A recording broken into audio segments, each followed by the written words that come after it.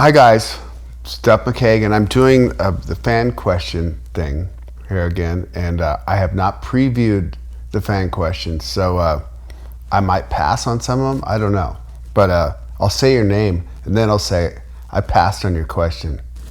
No, I won't. Okay, Brad Clark, 1. Have you had a favorite show on this tour so far? It's hard to say that. Like, Bogota was really fun. It just depends on like what you're seeing and how the energy's coming at you.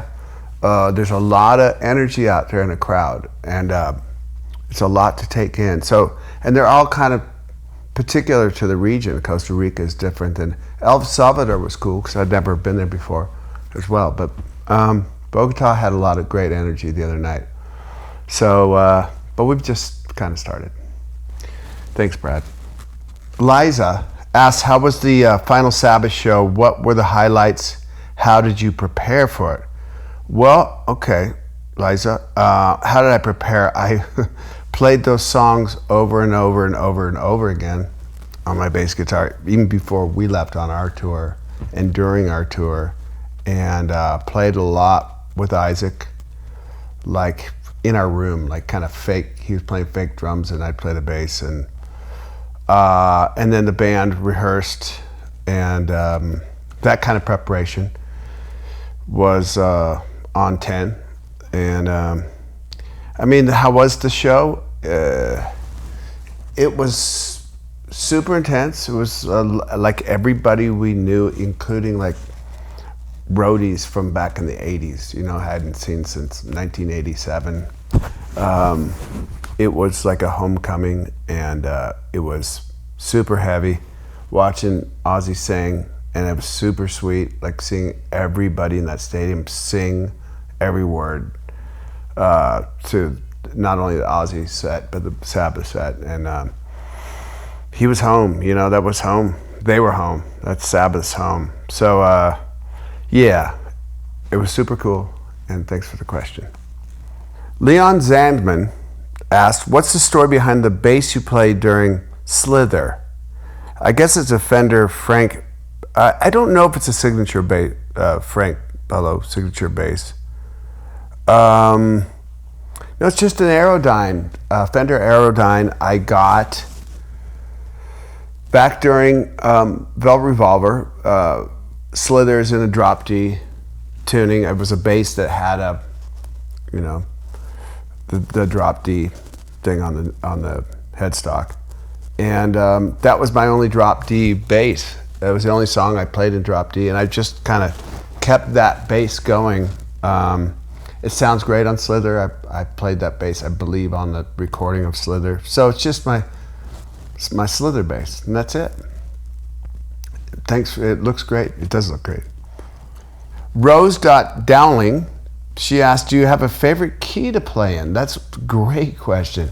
When I'm singing like Lighthouse and Tenderness stuff, I've kind of found that B, but I play a half step down, so that would be A sharp for anybody else, or F sharp. I like those kind of two areas: C sharp, F sharp, A sharp.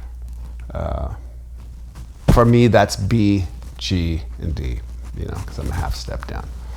Okay, Leslie Anderson 9540. What's your favorite place in London? My favorite place in London? There's so many. I mean, who doesn't love the Tower of London? Hyde Park. Just walking around in Mayfair is super fancy. Chelsea, super fancy. I mean, London does fancy really good. It's fun to go up to Oxford Street, and that's all kind of shopping stuff. Memories of India is my favorite.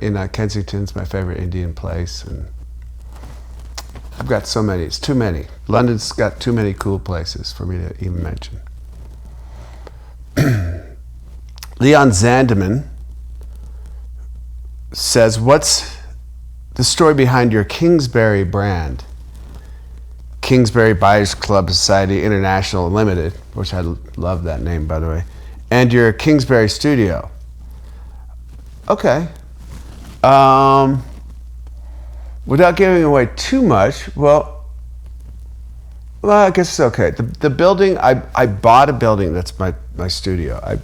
I finally realized a lifelong dream to have this little building, and it's just a studio. It was a studio before me, and I bought it and made it my studio. And on the building used to be many things. It's for America and Seattle. It's an older building built in the 1910s or so. It was a market. I think it was like maybe a butcher or something at some point. It was many things. Then it became a studio in the 60s. But it was called, the building, they named it Kingsbury. So that's where it all comes from. Kind of easy. But Kingsbury Buyers Club Society International Limited. It's fun. And hopefully you're a member. Cindy Karimi, I believe, asks, this is @. So are these all Instagram names? Is that what's happening here? I think so. Twitter, maybe. Okay. She asked, was there ever a plan B if the music thing didn't work out for you, or was that not even an option? You know, Cindy, what I say to young musicians, anybody's just starting, you're gonna have to have no other option. That's got to be the only thing. If it doesn't work out for you at some point, I guess that you find your plan B. I didn't have a plan B, and that made it more, I feel it made it more urgent for me to do what I was doing, find the perfect band. That's what I was only looking for, is a perfect band. I mean, making a living playing music never really dawned, that was pie in the sky. But finding the perfect band, I'd been in a lot of bands in Seattle, moved to LA, we found each other, and it was like, oh my God, this is the perfect band. Like, everybody's no weak spot in the band. And, so I guess when you work hard, I think they don't call it, I don't call it good luck, because if you work hard, it's fortune. And it's good fortune, that the right things happened. But you set all the stuff up by working and not backing down and keeping the blinders on and going. So thanks for the question. I would have been a surgeon, famous surgeon, brain surgeon, probably. Max 1334, he asks, have you any favorite post-punk bass players? Or you're just going to give me the names of your favorite post-punk bass players. Simon Gallup, Peter Hook, of course, Dave Roberts. I mean, there's a lot that influenced me bass playing wise. I started playing bass at about that time.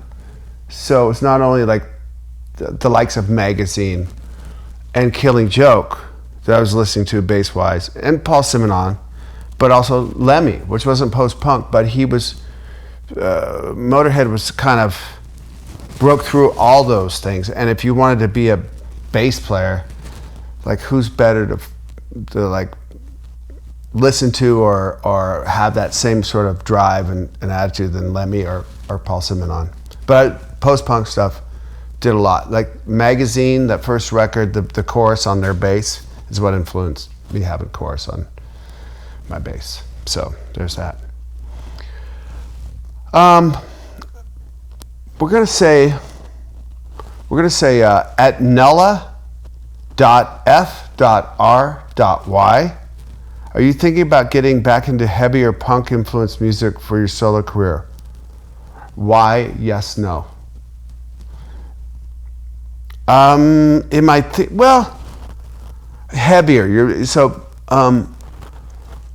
I think because I'm so influenced by my first years in punk rock music, that's kind of how I still feel, and not kind of, it is how I still feel about music and about life and about everything. Even if I'm writing acoustic songs, I think there's an element of that, of the punk kind of truth. And so I don't know if punk anymore is fast 1, 2, 3, 4. I do write those kind of songs, and they're fun. There's God on 10th Street and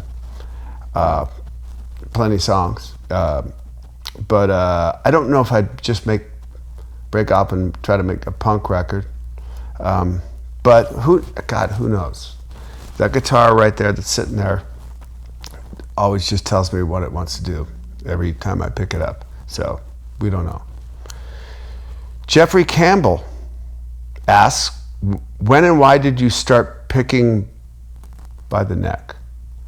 I noticed it earlier in concert videos and even the early Use Your Illusion tour that you used to pick right beside the bridge, but afterwards you started picking, right by the neck.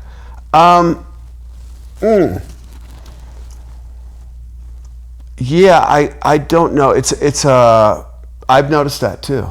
I don't have a good answer for you. I think over the years, I hope I've become a better bass player, more kind of fluid, and using your hands is, besides the bass itself and the pickups and the strings and the amp and the speakers, your hands are the things that make your sound, you know? And so I think I've probably found over the years I get a fuller sound if I'm picking more toward the neck. Back at the bridge is cool for stuff. I used to always play back at the bridge because Dee Ramone, you know, basically. But here I am playing kind of all over the neck. But good question. Good. You actually threw me on that one. It's not a thing it's just a thing that happened naturally. And then we got Justina. That's Justyna. Are you planning any more solo tours? I will. I think maybe I have a lot of songs that are recorded and done. Is that a double record? It might be. Doing a tour with this band I'm playing with the guys I had on the Lighthouse tour was amazing, and we recorded a bunch of songs together when we got done with that last Lighthouse tour. So for sure, we're gonna go out and play shows. Anything planned yet? No. Okay, Cameron Jones. He asked, what are you reading or watching while on tour? I'm doing both. I'm reading, I just finished the Mark Twain biography by Ron Chernow. And watching, I watch a lot of stuff. I have Fire Stick. So Susan and I watch shows together. So when I'm out here on my own, then we stop watching the shows together until she comes out or I go back home. So right now I'm watching Department Q on Netflix, which is really good. Scottish cop in Edinburgh. Yeah, I watch old movies too. I watched Manchurian Candidate, the original version, the other night on the plane. Great movie. Rustum's Warden.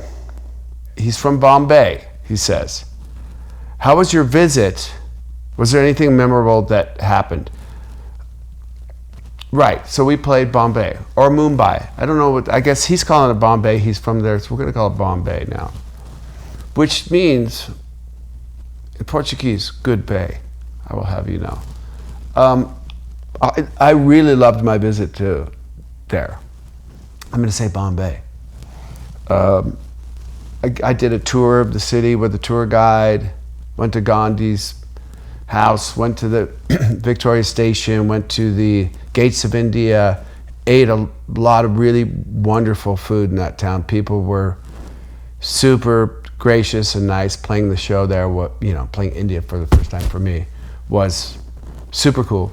And thank you for the hospitality. Rob Gill asks, what was it like working with Iggy Pop?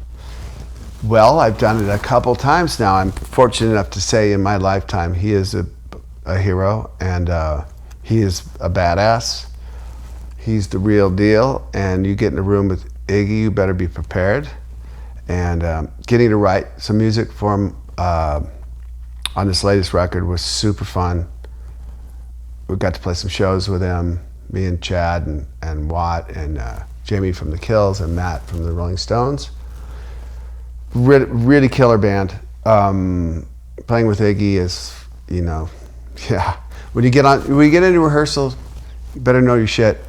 And when you get on stage with him in front of an audience, know your shit well enough to be able to let it all go, because you're on stage with Iggy, and that's not going to happen very many times in your life.